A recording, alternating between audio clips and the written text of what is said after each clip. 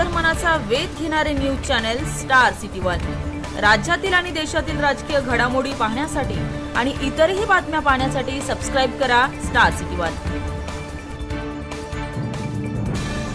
एकूण मुंबईचा जर आपण विचार केला तर मुंबईमध्ये तसा गेल्या म्हणजे आज सकाळी 6 वाजेच्या पूर्वीच्या 48 तासामध्ये जवळपास 200 mm पाऊस पडला आणि आज सकाळी 6 वाजतापासूनच्या 6 ते 8 तासात 170 mm पाऊस मुंबईमध्ये पडलेला आहे। त्यामुळे प्रचंड पाऊस आहे। याच्यामध्ये चेंबूर भागात सर्वाधिक 177 मिलीमीटर इतका पाऊस पडलेला आहे।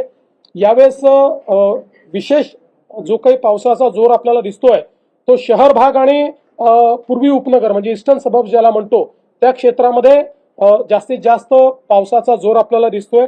एकूण 14 ठिकाणी वॉटर लॉगिंग झालेलं आहे, ज्यापैकी 2च ठिकाणी ट्रॅफिक पूर्णपणे थांबवावं लागलं, बाकी ठिकाणचा ट्रॅफिक चाललेला आहे। अर्थात ट्रॅफिक पूर्ण मुंबईमध्ये स्लो झालेला आहे, पण ट्रॅफिक असा कुठेही पूर्णपणे थांबलेला नाही। ट्रेन्सचं देखील कुठेही पूर्णपणे ट्रेन्स बंद झालेल्या नाहीत, पण पावसाच्या जोरामुळे किंवा काही गोष्टींमुळे ट्रेनची स्पीड स्लो झालेली आहे। काही ठिकाणी त्या थांबून काही वेळाने पुढे गेलेल्या आहेत, त्यामुळे ट्रेन्स ज्या आहेत त्या सगळ्या लेट चाललेल्या आहेत। काही ना काही प्रमाणात ट्रेन्स आता लेट आहेत।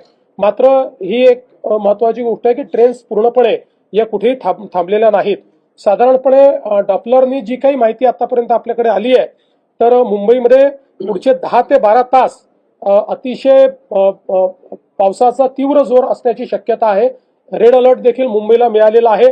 आज आपण सकाळचं सत्र तर नव्हतं, पण दुपारच्या